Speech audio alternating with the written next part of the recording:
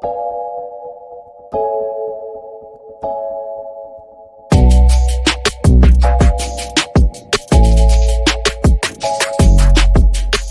up everybody, and welcome back to the Offbeat Gardener. I'm gardening in zone 7A. Today I wanted to show you how to install a DIY drip irrigation system. For someone like me who has no idea what they're doing, it took a little bit of research, but I figured it out, and it's actually a lot easier than you may think. So I wanted to show you how I was able to install this drip irrigation, because honestly it's been a lifesaver. It's so much more convenient to, whether you have grow bags like I do or you have a big huge garden, it's just so much easier to use a drip irrigation system because it's extremely hands-off. All you have to do is turn on the faucet and there you go. Everything it waters itself. You just have to make sure you leave it on for the right amount of time. Also, today's very windy, so if you hear a lot of wind, I apologize about that. So I'm going to go ahead and show you through each part of the system and kind of tell you what it is that I bought. I'm also going to link down below all of the items that I purchased. I have seen them on Amazon, but I ended up buying everything from Home Depot. So I'll just leave that link down below, like a list of things, so you can go ahead and check it out if you like. And let's get started. First things first, you're going to have to connect your irrigation to a water source. So right now, the way we have it set up, I have this really long tube coming to the backyard from the house, so it's connected directly to the house.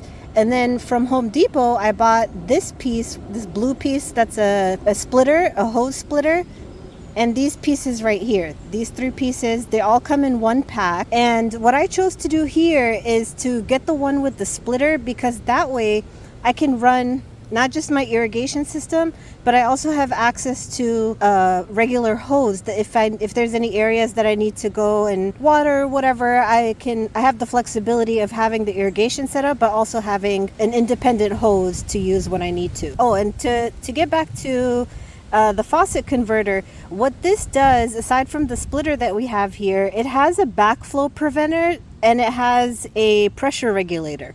So don't ask me which is which.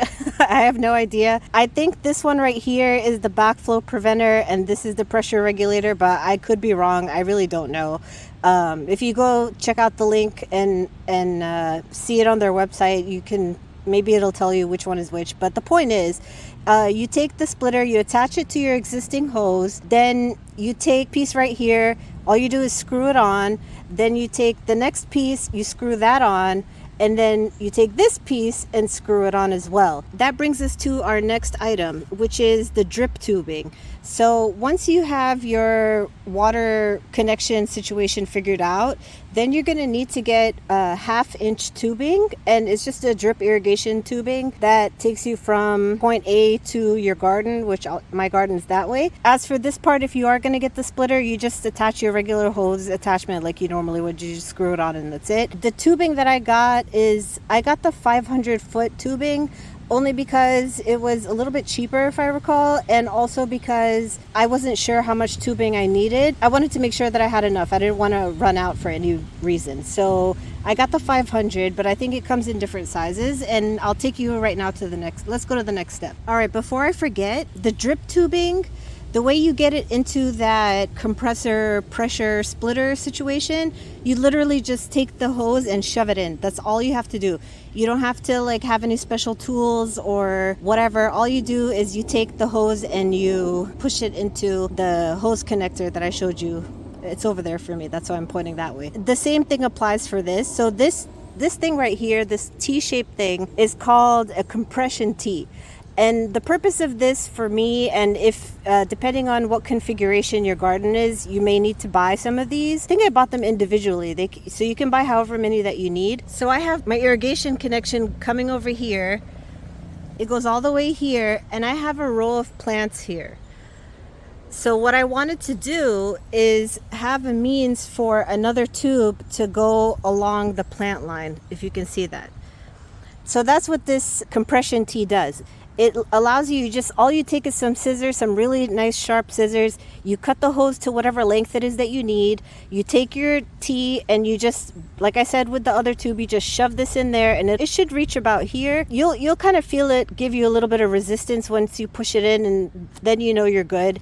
And the thing is, if you try to pull these tubes out after you put it in here, it's extremely difficult. So just a heads up, make sure you do your measurements and all of that in advance, and make sure you have enough, because otherwise, honestly, it's super hard to get this tube out of the connectors once they're connected. The only real way that I found to do it, because I had to do it one time, was to heat it up with like a lighter, but not for too long, just enough to make it malleable, and then you can pull the thing out. But so that's just a little tip in case you run into an issue. Like I said, I have the compression tee here, and I have that connected to another piece of that hose. So all you do with the 1/2 inch drip irrigation hose, you just cut it to length. So whatever your length is. So for me, it's like this, and then it goes this way, and it goes around, and it waters all of those plants. So everybody has their own individual drip off of the main line. Once you have all of your main tubing in place, the 1/2 inch one, you can use these stakes. These are just regular garden stakes. They're a 1/2 inch to accommodate the width of the tubing. You can put these in the ground, shove them in, and the hoses will stay pretty much in place. That's an option. I'm gonna leave these down below as well. Once we have all of that set up,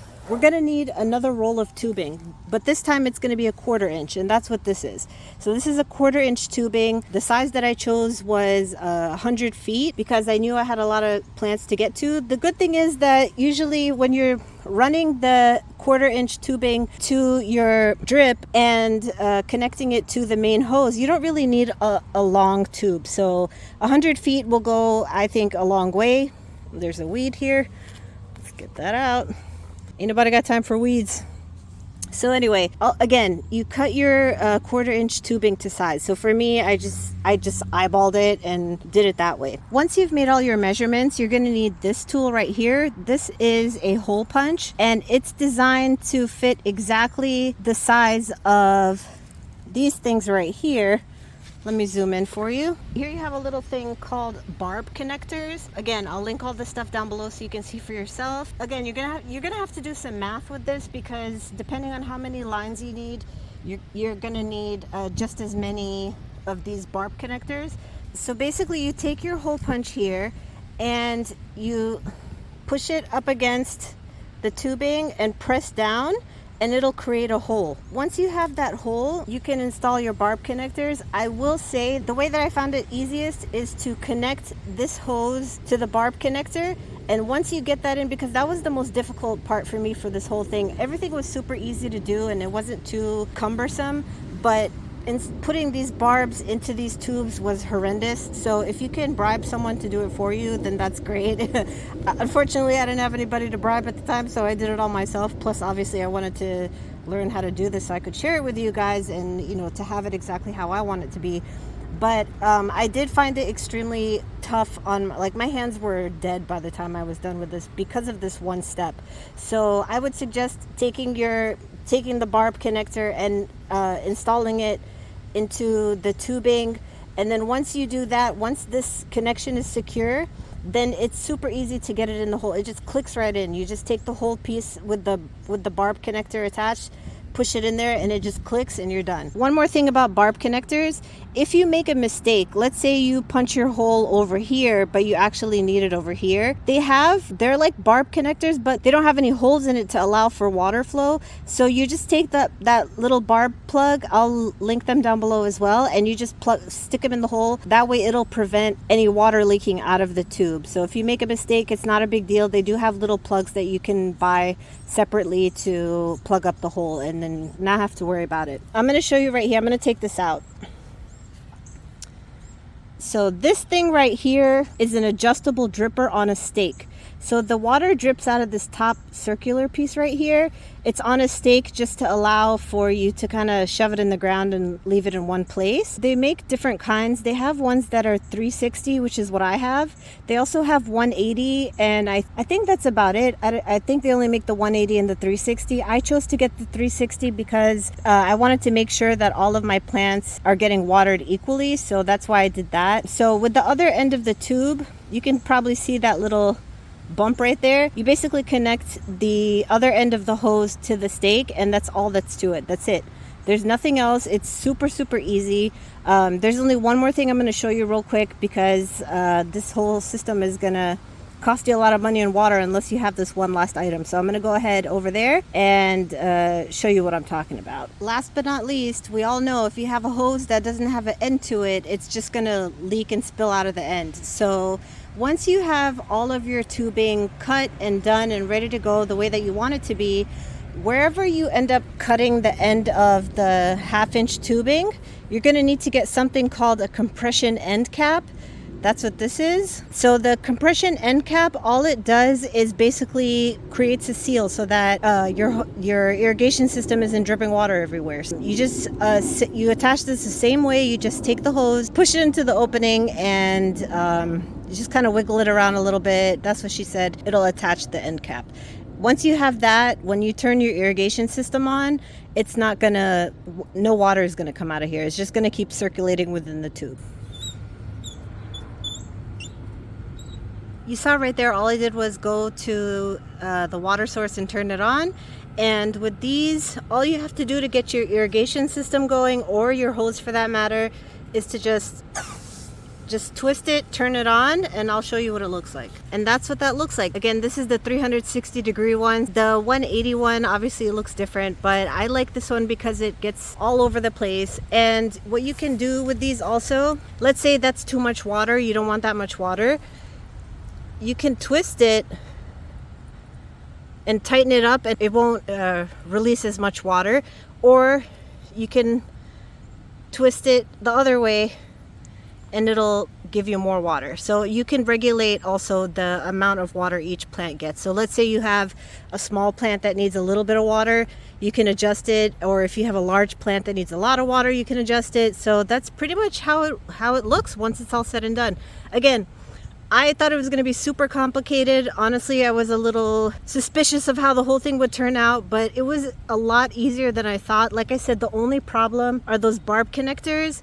They're really tough, so like brace yourself for that. You can do the lighter trick with them. I've done that to like patch up a couple of them that like came loose, because like I said, my hands were broken by the end of it. So like I said, it was super easy. It took time, I'm not gonna lie. Like this whole system, let me show you. I have all of these plants. There's 2 rows of tomatoes on either side of the trellis, plus all of these pepper plants all the way down there, and way back there I have cucumbers. Everything's connected, so I don't have to do really any watering except for like the tubs over here. Those I hand water just because I haven't gotten around to putting more tubing over there, but that project is for another day. But as you can see, adequate watering and even watering. Look how fabulous these plants look. I mean, they look great. And let me tell you, my plants last year did not look like this, because there were mosquitoes and we had cicadas, and like it was just a mess last year. I tried to spend the least amount of time outside watering after I came home from work, because they were just, the mosquitoes would eat you up. So my plants weren't getting enough water as they should have been, but you live and you learn. And this year I was like, I'm gonna make life easy for myself so I don't have to worry about watering issues or whatever. Also, my tomatoes suffered a lot from blossom end rot, and I'm happy to say that we have a little bit of fruit set on some of the plants and there's no blossom end rot. That right there is just a little bit of scabbing that the tomato did, no big deal, but I suffered really bad from blossom end rot. I mean, between amending the soil and keeping up with fertilization and this consistent watering, I mean, my plants are thriving. They're looking so good. I'm so proud of how everything's turned out, and it's only June. I mean, we still have a ways to go. So again, thank you for watching. If you have any questions about the drip irrigation, if there's something that I missed or forgot to explain a little further, just go ahead and leave me a comment down below. I hope this is helpful for you, because honestly, this has been a game changer for me, and I don't know how I went this long without it, because it's just so much easier than going to water every single plant one by one. I mean, if that's your thing, go for it. Like I still hand water some things, but this is just a game changer. So leave a comment down below. Don't forget to like and subscribe, and I will catch you in the next one. Bye.